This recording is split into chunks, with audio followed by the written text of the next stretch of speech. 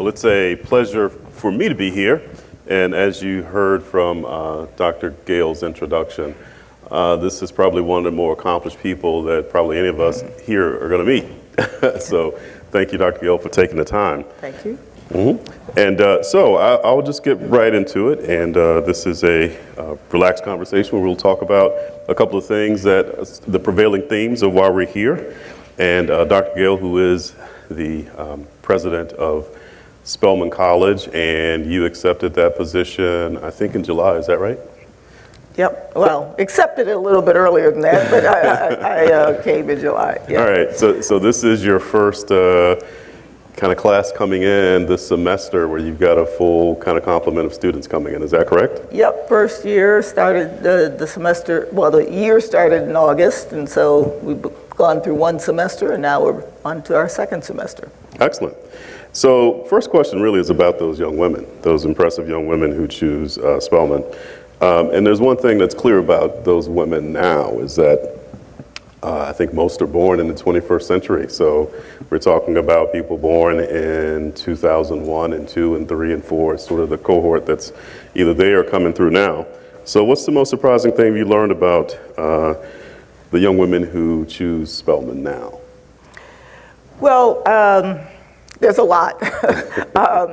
And first of all, let me just back up. I don't know how many people know Spelman College, but Spelman is a historically black college and university here in Atlanta, and it is about 140 years old and is really, I guess, the premier college in the United States focusing on the education of women of African descent. And, we have a population that has a GPA of about 3.9. Really, really bright young women who come to Spelman because of its history, because of its legacy. We've got a lot of students whose parents, whose mothers were Spelman graduates. And, they come because they want a place where there is rigorous academics, but also a place that is uniquely there for them. And, we talk to a lot of young women who have had the opportunity to be accepted in every Ivy League school there is and state institutions, and come to Spelman because they want to be in a place where all they have to do is think about their studies and where they are nurtured for who they are, their culture, their experience, and a school where the faculty-student ratio is low, so we have faculty who are incredibly devoted to these young women, and I think it's part of why young women who come to Spelman are so successful afterwards. What have I learned from this generation? It's kind of amazing. On one hand, you have these young people who have been exposed to so many things, so much more than I was exposed to when I was their age. In technology and information that have been such an enabler. On the other hand, I think some of those very same things have led to challenges for this population. I think the issues of, and particularly I think in a young women population, the issues of self-esteem that we hear a lot about, the internet and bullying and image issues because of social media and some of those issues. So, I think it's a very different generation. They're very socially oriented. They care about the planet. They care about, the issues of the day, politics, incredibly socially engaged. There was a huge get out the vote drive. So it's an interesting mixed generation of young people who incredibly exposed, very worldly, also with a lot in, again, I think this is partly the post-COVID influence as well. A lot of mental health issues are starting to become a real issue on our campuses. So anyway, there's a whole range of things that I'm learning as I kind of understand the psyche of this younger generation who are well exposed, socially aware, having a lot of challenges given the experiences that they've had in the last few years, and just evolving as young adults. Is there a moment where some of those differences sort of came to bear and it really hit you and left an impression on you to say that we're dealing with children who have different experiences and have different expectations and have different challenges? Well, the notes I get, and this is, I think given the information age and given how easy it is to have access to everyone, I get emails from students, from parents, and this is also a generation that is not afraid to express their feelings. The number of interesting commentary I get from students who all feel like they have an equal voice. I never would have sent a note to my college president. I'm not sure if I even knew who my college president was, let alone, we didn't have email back then. But, they are empowered. They really do believe that they have a right. And, I'm sure you're seeing that in the workplace. They do feel like they have a right to their beliefs, their opinions, and that they can express them to whoever they want. Yeah, so digging on that a little bit. So any advice for that? Because you have to deal with these young folks who come in with a different set of expectations. And I think there's another thing, too, that you pointed to that's important is because not only are they unafraid to share their opinions, but they certainly have their own beliefs. Right. And as a parent of young adults, I have conversations, too, that sometimes are challenging because they have their own set of beliefs. So any advice on how to navigate that? Well, I think, being a good listener. And, I try not to go into conversations, and I have office hours, once a week or every other week where students can come in and they, for 15, 20 minutes, they can talk about whatever they want to. And, for me, I think it is listening and validating their being. Mm-hmm. And I think it's so important because, it could be easy to say, shut them down, you're young, you don't understand the world yet. But I think I've learned a lot by listening and making them feel validated and making them feel like they're listened to. And then I think we can have a different kind of conversation. And so when I'm talking to a young woman who comes in and perhaps starts in a very confrontational way, listening makes a big difference, validating their being, and then starting with, what's your fact base? Why is this an issue for you? And really thinking about how do you help young people start from a fact base and really being able to state their opinions in a way that is not confrontational and that won't shut down the argument. And that's what I've been trying to do. So with that, and you mentioned fact-based, which sounds incredibly important to me to frame a conversation around facts first and to understand the why. Do you find any of that challenged by where some of our children get their facts from? Because Totally. Certainly, I have my own bias, obviously. I'm a newspaper editor, so I think you should get your facts from certain places, but we do not have a monopoly on fact. So they come from everywhere, and sometimes the quality of them are not quite the same. So, well, clearly, as we all know, the way the internet, social media allows for free-flowing facts and less than facts means that oftentimes young people are coming in without real validated information. And I think it's why I believe it's so important for institutions, particularly institutions of higher education, and for us as a liberal arts college, to be able to provide young people with critical and analytic thinking. How do you actually get facts? Mm-hmm. How do you actually make sure that what you're getting is validated information? And, learning, because young people are going to start with one career and they may have multiple careers in their lifetime. How do you teach young people to be continuous lifelong learners? And I think that's one of the biggest values of higher education is not necessarily what you're being trained for today, but how do you make sure that you have the skills to keep learning and to be a critical thinker. critical. I think it's an essential part that sometimes we miss out by being so focused on getting the specific technical information for, a particular job versus thinking about how are we making sure that young people understand how to continue learning and where to get their facts from. Okay. So, that's an important point, and that raises another question too about the preparation for a job market that's changing, one that is influenced continually by technology, one that is going to be populated with these young folks. And also, too, when you're talking about a kid who's going to college and who starts today, the jobs that perhaps they may be in training for might be totally different or even gone. So the question is, how does Spelman or any college rethink a little bit of job readiness when there's such change and it's difficult perhaps for education to keep up with the demands of the workplace? Well, again, I think part of it is really inculcating this sense of curiosity and of the ability to continue learning. I started out as a pediatrician. Now I'm a college president, and I've done lots of things in between.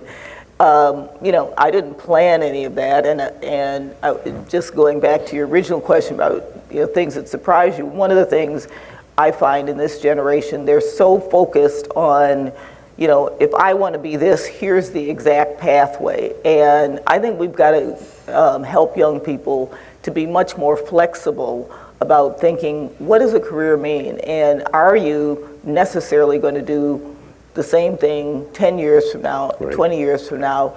And how do you keep acquiring new skills? And so I think just continuing to reinforce that there is no one right way, that your path may change multiple times, and that if you have learned the skills of acquiring knowledge and keeping a curious mind, be curious about the world. One of the things that we have, which I think is great, is so many of our young women are majors in one thing, and they may be a chemistry major, but a French minor or art curator minor, and they kind of do this right brain, left brain. Right. And I think it's a great opportunity, especially when you're in college, to have that flexibility to, learn a wide range of things, understanding that that's preparing you for a future, even while you may have a specific career path in mind.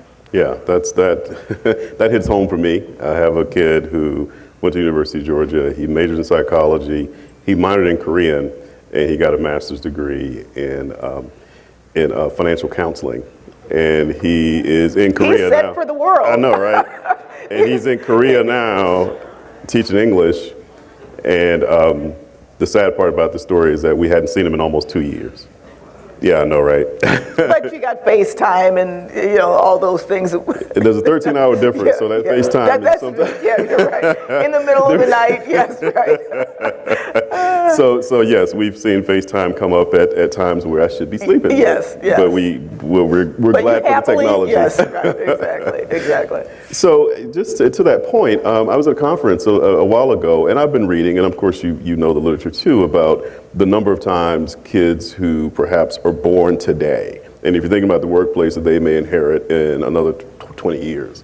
I saw some predictions that said that some of those kids may have to change not jobs, but careers up to 9 times. So I'm a journalist, and I've been a journalist for a long time, and I've never had to change careers. I've changed jobs plenty of times, but not careers. I've been and I'll probably retire a journalist unless somebody fires me. But I'll probably retire a journalist. So there's not even the same expectation that these kids will be able to do that sort of thing. So again, how does that, if you're thinking about the changes in education, what else can you do additionally to get kids to kind of accept that and to thrive in it?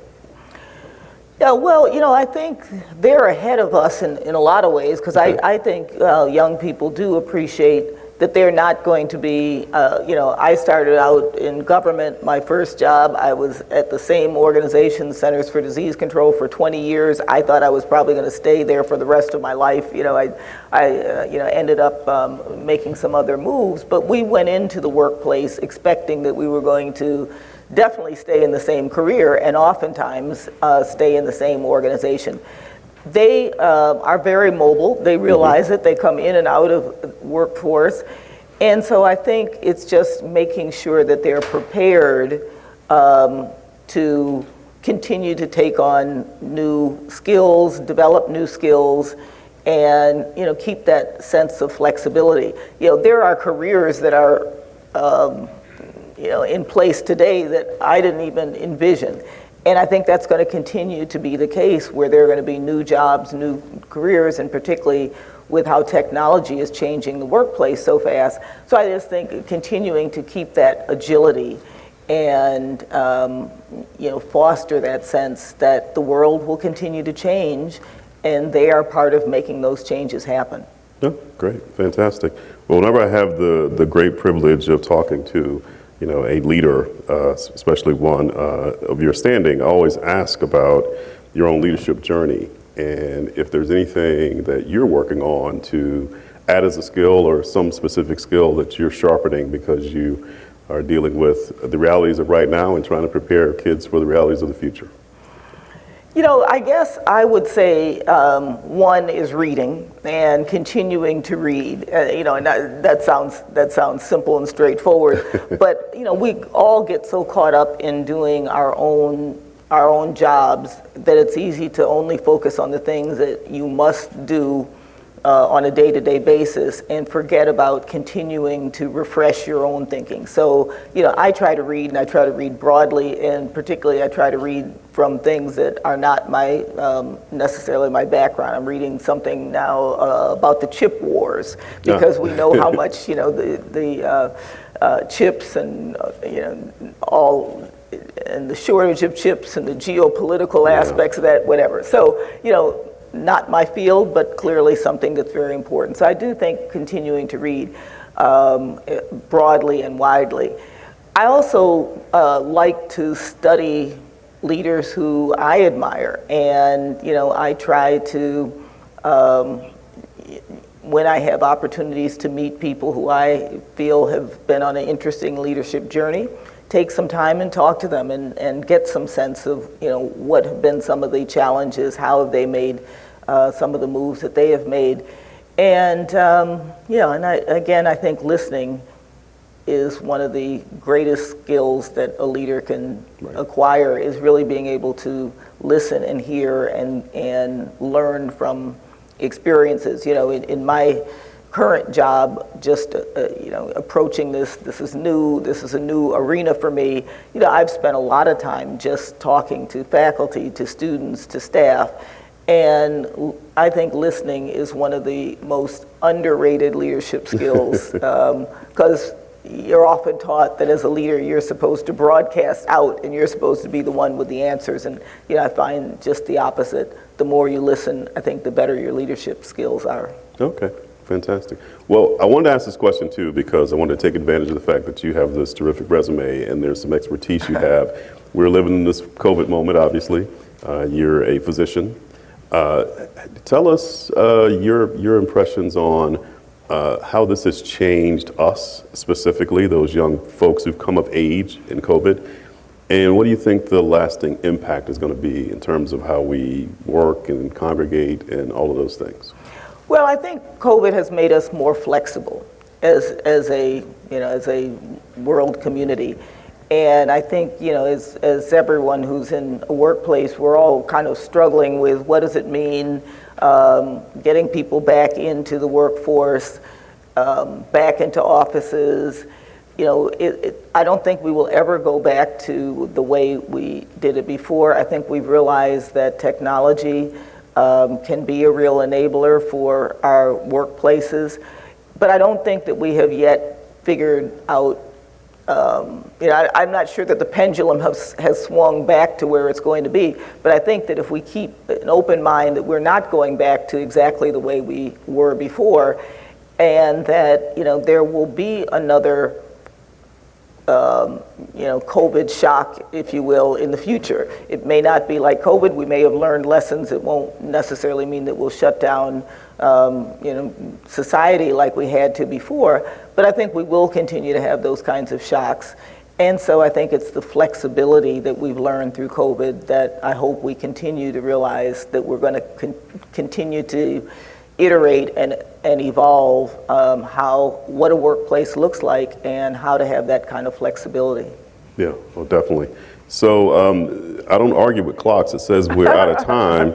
But man, that felt like a quick 20 minutes because this was terrific. Well, I hope you all felt like it was a quick 20 minutes. That's what's most important.